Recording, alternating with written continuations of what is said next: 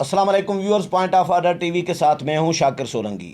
Viewers, جس طرح P D M کی جماعتیں تتر بتر ہیں، منتشر ہیں، پی ڈی ایم کی سیاست ڈاواں ڈول ہے اس وقت، اسی طرح بالکل پی ٹی آئی اور ان کے اتحادیوں کی سیاست بھی ڈاواں ڈول ہے۔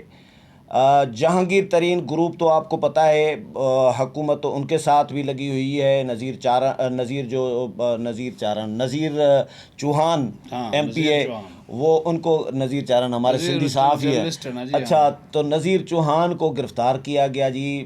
جہانگیر ترین ناراض ہیں اس پہ، گروپ جو ہے۔ جہانگیر ترین نے پیر پاگاڑوں کے ساتھ ملاقات کی ہے۔ آج خبریں آئی ہیں کہ جی ارباب غلام رحیم جو جی ڈی اے کے اہم ممبر تھے، ان کو وزیر اعظم عمران خان نے خصوصی معاون بنا دیا ہے اپنا۔ تو جی ڈی اے کی سیاست کس طرف جا رہی ہے، اتحادی جو ہیں حکومت کے، وہ ان میں کیا پریشانیاں ہیں۔ ایک طرف قافلی کو، مونِ صلاحی کو وزارت دے دی ہے، اور پھر ادھر سے جی ڈی اے کے لوگ ناراض ہوتے جا رہے ہیں۔ ارباب غلام رحیم کیونکہ جی ڈی اے چھوڑ چکے ہیں، ارباب غلام رحیم نے پچھلے دنوں وزیر اعظم سے ملاقات کی تھی، پی ٹی آئی جوائن کی ہے۔ اس پر بھی ارباب سے اس دن میں ملا تھا، ارباب غلام رحیم سے، اور جس دن جوائن کیا تھا پی ٹی آئی کو، تو ارباب غلام رحیم سے پوچھا تھا کہ صدیق صاحب کہ آپ نے جی ڈی اے کے دوستوں سے مشاورت کی؟ انہوں نے کہا نہیں، کوئی مشاورت نہیں کی۔ تو اس معاملے پر بات کریں گے، جو پی ٹی آئی اور ان کے اتحادیوں کی جو پریشانیاں اور جو انتشار ہے ان کے اندر، اس پر صدیق ساجد صاحب کے ساتھ بات کریں گے۔ لیکن اس سے پہلے ان دوستوں سے درخواست کروں گا، جن دوستوں نے ہمارا point of order T V جو ہے سبسکرائب نہیں کیا، وہ اس کو ضرور سبسکرائب کریں، تاکہ تجزیے اور سیاسی انٹرویوز جو ہیں وہ آپ کے ساتھ شیئر ہوتے رہیں۔ صدیق صاحب، welcome to show sir. Thank you سائیں، بہت صدیق صاحب، یہ کیا کہانی ہے؟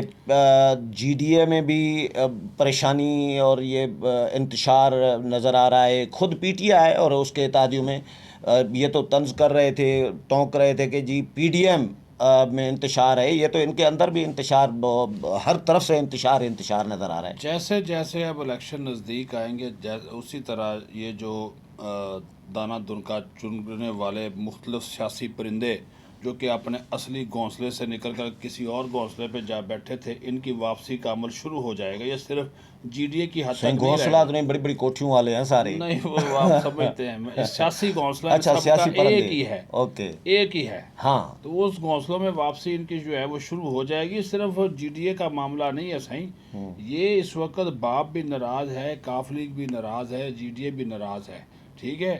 جتنے بھی اتحادی ہیں سب ناراض ہیں۔ اس کی وجہ سن لیں، وہ جو خان صاحب نے ان سے وعدے کیے تھے، مجھے بتائیے کہاں گیا عمران خان کا وہ وعدہ کہ 50 کروڑ روپے دوں گا ڈیولپمنٹ اسکیم کے لیے؟ کچھ خاص لوگوں کو دے دیے۔ اچھا، اس پہ بھی ایک الگ سے آپ کے ساتھ پروگرام کروں گا۔ خان صاحب بھی بڑے تنتری ہیں، تنتری سمجھتے ہیں نہ، بڑے تیز ہیں، اچھا، کرو ہیں۔ اوکے، ہاں، وہ یہ ہے کہ بعض ایم این ایز کو جو طاقتور تھے، ان کو جو بااثر تھے، جو ان کا زور چلتا تھا، ان کو تو دے دیے 50 کروڑ، بعض کو دیے 15 کروڑ، بعض کو 20 کروڑ، اس پہ وہ آپس میں بھی یہ لڑ رہے ہیں۔ ہاں، اتحادیوں کے جو معاملات ہیں، اتحادیوں کے ساتھ ان کی اپنی ہی حکومت، یعنی کہ پی ٹی آئی کی حکومت اپنے ہی اتحادیوں کے ساتھ ہاتھ کر رہی ہے۔ جس عمران خان نے جہانگیر ترین جیسے بندے کو، جس کو اس کی اے ٹی ایم کہا جاتا تھا، اس کو نہیں چھوڑا، تو اتحادیوں کے ساتھ وہ کیسے معاملات کریں گے؟ بات بگڑی اس وجہ سے، جو ہم کافلی کے اوپر بھی ایک پورا پروگرام کریں گے، لیکن چونکہ آج جی ڈی اے کا معاملہ ہے تو جی ڈی اے کے اوپر بات کرتے ہیں کہ دیکھیے، گزرے 2 دن سے ملاقاتیں ہوئی ہیں۔ پہلے میں ملاقات کا آپ کو احوال بتا دیتا ہوں، جو شاہ محمود قریشی کی ملاقات ہوئی پیر صاحب پکڑوں پیر سے، صاحب پگاڑا سے۔ ویسے تو ان کی جو پیر صبغت اللہ شاہ راشدی سے، جی ان کی جو اہلیہ کا انتقال ہوا، اس کے اوپر وہ یا راجہ سائیں سے، ہاں، تو وہ ان کے ایک ہی ہے، وہ ایک ہی ہے سر، تو وہ ان کی تعزیت کے لیے گئے تھے۔ لیکن ہمارے ذرائع کے مطابق اس ملاقات میں کھری سنائی ہیں شاہ محمود قریشی کو پیر صاحب نے۔ ایک تو پیر صاحب کو غصہ یہ ہے ارباب غلام رحیم والا، ارباب انہوں نے کہا کہ بات سنیں، یہ وہ بندہ، ایک تو اس نے ہم سے پوچھا نہیں، دوسرا آپ نے ہمارا ہی بندہ توڑ لیا، اس کو پی ٹی آئی میں شامل کر دیا، وہ ہم سے پوچھے بغیر ہی آپ نے اس کو سیاسی معاون بھی بنا دیا برائے سندھ امور، ہاں جی۔ اور اس نے کہا اس ارباب غلام رحیم کی وجہ سے میرے 300 مریدین پہ مقدمہ بنا، وہ کیس آج بھی چل رہا ہے، وہ میرے مریدین بھگت رہے ہیں، اور آپ ان کو لے کے ارباب پتلی گلی سے نکل گیا، ارباب پتلی گلی سے نکل گیا۔ انہوں نے یہ بات کہی، اس نے کہا شاہ محمود صاحب آپ ایسے بیٹھے ہوئے تھے، ایسے سن رہے تھے، کر رہے تھے ساری باتیں، اور جی وہ نہیں، ہم آپ کے تحفظات دور کریں. انہوں نے کہا مجھے پتہ ہے کوئی تحفظات، آپ کیا تحفظات دور کریں گے، آپ کیا بیچتے ہیں، آپ کے تو اپنے پاس کچھ نہیں ہے. وہ سیدھی باتیں کرتا ہے. اس نے کہا یہ بھولو، یہ اب بھول جاؤ کہ 2018 کے الیکشن کی طرح 2023 کے الیکشن میں بھی تم لوگ کراچی سے اتنی سیٹیں لے لو گے یا سندھ سے اتنی سیٹیں لے لو گے. وہ خواب اب پورا نہیں یہ ہوگا. سیالکوٹ کی پتہ نہیں کیسے لے لی صحیح، باقی تو وہ یہ تو ان کی اپنی کرتوتوں کی وجہ سے، نون لیگ کے اپنے کارناموں کی وجہ سے. نہیں تو باقی پی ٹی آئی کا تو حال وہ پورا پی ٹی آئی ہے. کا حال پورا ہے. 17,000 کی شکست ہوئی تھی 2018 میں اسی حلقے سے، 6,000 سے جیتے ہیں. تو کیا کما لیا، نیچے ہی گئے ہیں نا.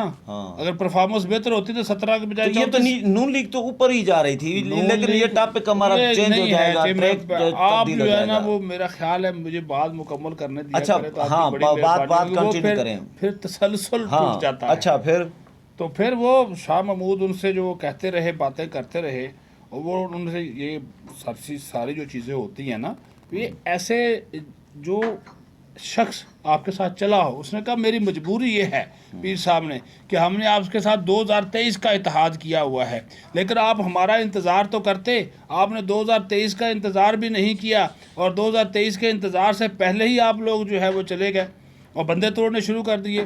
اور انہوں نے کہا کہ ایک جو وفاقی وزیر ہے وہ اور بھی ہمارے لوگ جو ہے وہ ان کو توڑنے کی کوشش کر رہا ہے. یعنی غوث بخش مہر کس کو؟ غوث بخش مہر کے اوپر بھی پیر سائیں کے تحفظات ہیں. آپ کو ایک بات بتاؤں، غوث بخش مہر جی ڈی اے کی منظوری کے بغیر ہے، تو جی ڈی اے کا حصہ ہی نا، لیکن میں آپ کو بات بتاؤں، اس نے باروں بار ایک نئی گیم ڈالنے کی شروع کی ہوئی ہے.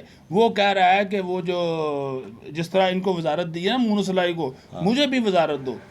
تو میں نے ان کے لوگوں سے پوچھا کہ یہ کیا جی ڈی اے کی ڈیمانڈ ہے؟ تو انہوں نے کہا جی ہمیں تو پتہ نہیں، تو اس کی ذاتی ڈیمانڈ ہوگی. جی ڈی اے کی کوئی ڈیمانڈ نہیں ہے. تو یہ جو جب چیزیں چلتی ہیں تو اس کا مطلب ہے کہ ان کے درمیان کافی معاملات جو ہیں وہ گمبھیر ہیں. اچھا ایک سنیں، جہانگیر ترین پہ آ جائیں. اب جہانگیر ترین کے ساتھ بھی جہانگیر ترین بھی بیچارہ ڈسا ہوا ہے، عمران خان کا ڈسا ہوا ہے. پیر صاحب بھی عمران خان کے ڈسے ہوئے ہیں. وہ جب ملتے ہیں نا آپس میں، وہ ایک شعر ہے نا کہ آؤ میں اور بلبل مل کے کہہ رہے آہو زاریاں، تو آہو زاریاں کی ہیں دونوں نے. تو اس کے اوپر پیر صاحب نے جو باتیں کی، انہوں نے کہا کہ شاہ محمود قریشی کو میں نے ساری باتیں بتا دی ہیں، لیکن جہانگیر ترین کیا کہتا ہے؟ کہتا ہے یار میرا تو پیر صاحب یا راجہ سائیں، میرا تو کوئی گروپ بھی نہیں تھا. مجھے انہوں نے کہہ دیا جی میں نے گروپ بنا لیا، میں نے الگ سے جماعت بنا لی، ترین گروپ کا نام دے دیا، اور میرے خلاف پروپیگنڈا کیا گیا. اور جن لوگوں نے پروپیگنڈا کیا کہاں بیٹھے ہیں؟ وزیر اعظم ہاؤس میں بیٹھے ہیں. اس میں سب سے زیادہ جو میجر کردار ہے وہ کس نے ادا کیا؟ وہ جو وزیر اعظم کا پرنسپل سیکرٹری ہے اعظم خان. دوسرا جو کردار ادا کیا وہ اس نے جو شہزاد اکبر، جن کے اوپر زیادہ رلائے کرتے ہیں، ادروائز ایسی بات نہیں تھی. پھر نذیر چوہان تو بات کر رہا تھا، سن لیں نا، 2 جملے ختم کر پھر آپ کی بات کا جواب دیتا ہوں.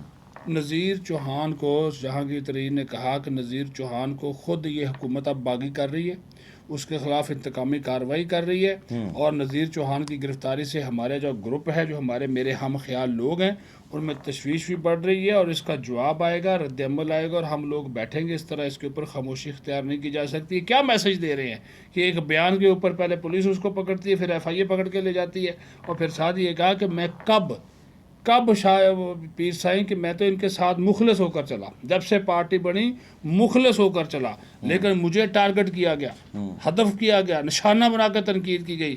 اب انہوں نے کہا ہے کہ ہم نے ملنا ہے، آئندہ بھی ملنا ہے. اور 2023 کا جس طرح کہ میں نے بولا، یہ جو سیاسی پرندے، مختلف چھوٹی جماعتیں، اتحادیوں کو کون لاتا ہے آپ کو بھی پتا ہے. وہ اب یہ وہ والے اتحادی نہیں ہیں، گھونسلے کے مالک لے آتے ہیں. گھونسلے کے جو مالک ہیں یہ اب ان کو اچھا ایک ہوتا ہے نا، میں بار بار جملہ استعمال کرتا ہوں، ہمارے جو ویورز ہیں وہ سمجھ جائیں گے. ایک افسر یا ملازم کسی بھی وزارت اور ادارے میں ہوتا ہے تو اس کو ایک اور ادارہ کہتا ہے جی یہ شاکر سولنگی صاحب کو میرے پاس ڈیپوٹیشن پہ بھیج دے. تو ان لوگوں کو ڈیپوٹیشن پر بھیجا گیا تھا. ان کی ڈیپوٹیشن کسی کی 1 سال کی 2 سال, کسی کی 5 سال ہے. اچھی کارکردگی والوں کی ایکسٹینشن بھی ہو جاتی ہے, لیکن جو ان کی کارکردگی اچھی نہیں ہوتی, جن پہ اعتماد ختم ہو جائے, ان کی واپسی بھی ہو جاتی ہے. تو ان کو اب ان کی جو مدر آرگنائزیشن ہے اس میں ان کو واپس بلایا جا رہا ہے. تو جو 2023 کا الیکشن ہوگا اس میں نئی صف بندی کی, آپ سمجھیں کہ نئی صف بندی کی تیاری شروع ہو گئی ہے, اور جی ڈی اے نے اس کی بنیاد رکھ دی. ایک بات اور, آخری بات, جس طرح پیپلز پارٹی نے کہا کہ اب ہم پی ڈی ایم ہم نے بنائی تھی, لیکن چونکہ ہم علیحدہ ہو چکے تو اب ہمیں پی ڈی ایم سے ریلیٹ نہ کیا جائے. اب پیر صاحب بھی جلدی اناؤنس کریں گے کہ یہ جی ڈی اے کچھ نہیں ہے, اب ہم اپنا پرانا تشخص پاکستان مسلم لیگ فنکشنل اس کو ہم بحال کریں گے. اسی کے میں اسی سے ریلیٹ سوال کرنا چاہ رہا تھا کہ جو جی ڈی اے ہے اس کا فیوچر تو مجھے اسی لیے بھی نظر نہیں آ رہا. ارباب غلام رحیم کوچ کر کے چلے گئے, ٹھیک ہے. اب جو ذوالفقار مرزا کے لیے بھی کہانیاں سن رہے ہیں کہ زرداری صاحب کے ساتھ صلح و صفائی کے لیے بیچ میں لوگ ڈل گئے ہیں, آ گئے ہیں, پڑ گئے ہیں, کہ ان کو بھی آپ ہنس رہے ہیں, آپ کے پاس بھی انفارمیشن ہے. میں بتاتا ہوں, تو یہ پیر صاحب کی جماعت ہی رہے گی. میں آپ ہنسا اس وجہ سے ہوں کہ آپ کے پاس بالکل یہ انفارمیشن ٹھیک ہے, لیکن آپ اپنی بات پوری کریں تاکہ میں پھر آسانی. تو میں یہ کر رہا ہوں, دیکھیں یہ ہم نے آپ کے پاس بھی ماشاءاللہ ایسی بات نہیں ہے. ویورز, شاکر سنگی صاحب بڑے سینئر جرنلسٹ ہیں, اور خاص طور پر جو سندھ کے معاملات ہیں, سندھ کی جو سیاست ہے اس کے اوپر ان کی بہت زیادہ جو ہے وہ نظر ہے. تو اس وجہ سے یہ اس وجہ سے رہے ہیں کہ مجھے بھی اس وجہ سے کوشش کر رہے ہیں, کیونکہ مجھے پتہ ہے کہ ان کے پاس انفارمیشن ہے. مجھ سے سوال یہ ایسے ہی کر رہے ہیں. نہیں, ہم دونوں کو ایک دوسرے کے سورس کا پتہ ہے اس خبر کا, اسی لیے میں ہنس رہا تھا. جی صحیح. اچھا, پھر تو یہ مطلب فنکشنل لیگ ہی رہ جائے گی نا. ارباب غلام رحیم چھوڑ گئے, ذوالفقار مرزا اگر واقعی زرداری صاحب کے ساتھ اس کے معاملات ٹانکا فٹ ہو جاتا ہے, واپسی ہو جاتی ہے, فرض کریں. یہ تو پی ٹی آئی بھی میں نے سنا ہے کہ پی ٹی آئی میں جانے کا بھی آپشن ان کے پاس موجود ہے, فہمیدہ مرزا اور اس کے پاس, لیکن بہت اس کے چانسز کم لگ رہے ہیں. ابھی فی الحال جلد بازی نہیں کریں گے. کچھ دوست لگے ہوئے ہیں, مشترکہ دوست. ہاں, ایک بات میں آپ کو بتا دوں, جو ذوالفقار مرزا ہیں, حسنین مرزا ان کے صاحبزادے ہیں, خود جو فہمیدہ مرزا ہیں, یہ تو ایک تو میں آپ کو بتاؤں کہ میرا ذاتی خیال یہ ہے کہ یہ پی ٹی آئی میں نہیں جائیں گے. یا تو ان کی آزاد حیثیت برقرار رہے گی, یا یہ پیپلز پارٹی میں واپس جائیں گے. اور پیپلز پارٹی میں ان کو واپس لینے کے لیے کوششیں جو ہیں وہ کی جا رہی ہیں. یہ معاملہ تو ہوا تھا نا ٹپی کی وجہ سے, یہ تو اس وجہ سے اختلافات ہوئے تھے نا. تو اب ٹپی نہیں ہے فی الحال. جی, تو اس وجہ سے انڈر گراؤنڈ ہے. میں نے کہا نا کہ سیاسی الائنمنٹ جو ہے وہ شروع ہو چکی ہے. تو دیکھیں, ذوالفقار مرزا اور فہمیدہ مرزا نے بھی تو اپنا ایک سیاسی فیصلہ کرنا ہے. وہ تو جی ڈی اے میں اس طرح تو نہیں آئے تھے, وہ تو ظاہر ہے پیر صاحب کے ساتھ وہ ان کا ایک سیاسی اتحاد ہے, لیکن وہ مستقل تو نہیں ہے. تو وہ بھی اپنا ایک فیصلہ تو کریں گے. ہاں, ظاہر ہے ذوالفقار مرزا نے زرداری صاحب کے خلاف کوئی بہت بڑا محاذ تو کھڑا نہیں کیا تھا. وہ تو تعریفیں کرتے تھے کہ یہ میرے جسم پہ کپڑے بھی زرداری صاحب کے مرہون منت ہیں, اور یہ حقیقت بھی ہے. ہاں, تو الطاف حسین کے خلاف انہوں نے ایم کیو ایم کے خلاف محاذ کھڑا کیا ہوا تھا نا. بعد میں چلو ہلکی پھلکی بیان بازی یا تنقید ہوتی رہی ہے. ایک بات مجھے سمجھ نہیں آتی, یہ جو عمران خان ہے, یہ اس کی جو سیاست ہے نا, دیکھیں اس کو پتہ ہے کہ میری جتنی بھی اس وقت سٹرینتھ ہے وہ پی ٹی آئی نہیں ہے. اس کی سٹرینتھ اس کے اتحادی ہیں, اور اس کے اتحادی ہی اس پہ سب سے زیادہ اس سے ناراض ہیں. اب وہ بولتے کیوں نہیں ہیں؟ بولتے ان کی وجہ سے نہیں ہیں. تو آپ کا کیا خیال ہے کہ عمران خان سیاستدان ہے؟ نہیں ہے ہی نہیں, میں نہیں سمجھتا اس کو سیاستدان. عمران خان کے لیے 3 جملے میں کہہ دوں.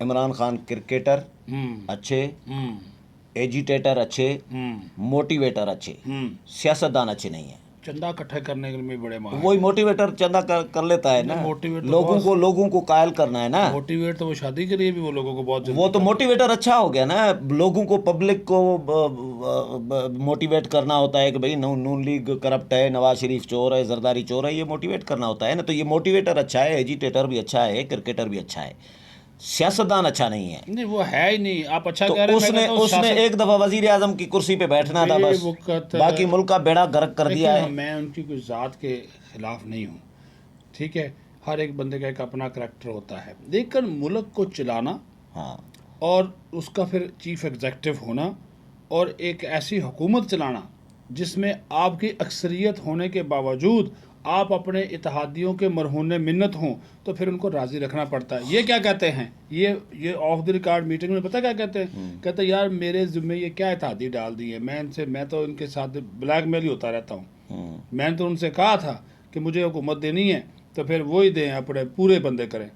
اب وہ بھی تو پورے نہیں نہ دیں گے. اگر پورے کر دیے تو پھر یہ نکل جاتا، پتہ نہیں کہاں سے کہاں. خان صاحب کہتے ہیں کہ میں نے شوکت خانم چلا لیے، میں ملک بھی چلا لوں گا. یہ مجھے کہا تھا میرے سوال پہ جب وزیر اعظم نہیں تھے. یہ ایمبیسی روڈ پہ جب دفتر ہوتا تھا نا، اب تو میں نے کہا خان صاحب ہسپتال چلانا ایم ایس اور ای ڈی کا کام ہوتا ہے، تو کیا ایم ایس کو ملک دے دے کہ صدر وزیر اعظم بنا دیں؟ میں نے کہا ہسپتال چلانا الگ ایشو ہے، ملک چلانا الگ معاملہ ہے. آپ نے پارٹی بنائی نہیں، یہ تو پاشا صاحب کو دعا کریں کہ پارٹی بنا کے دے دی انہوں نے. تو خان صاحب کو تو اتحادیوں کی اس لیے پرواہ نہیں ہے سر کہ انہوں نے اقتدار مانا تھا، وزیر اعظم بننا تھا، وہ بن گئے. اب جیسے بھی وہ کون سا خان صاحب ملک چلا رہے ہیں. بہرحال دیکھیں جی، آنے والے دنوں میں آپ دیکھیں گے کہ جی ٹی اے والے بھی اپنا فیصلہ جلدی کر لیں گے. چلیں، بہت شکریہ، بہت شکریہ صدیق صاحب. ویور صدیق ساجد کے ساتھ پروگرام آپ نے سنا، امید ہے پسند آیا ہوگا. اگلے پروگرام میں پھر ملاقات ہوگی، تب تک اجازت چاہتا ہوں. اللہ حافظ.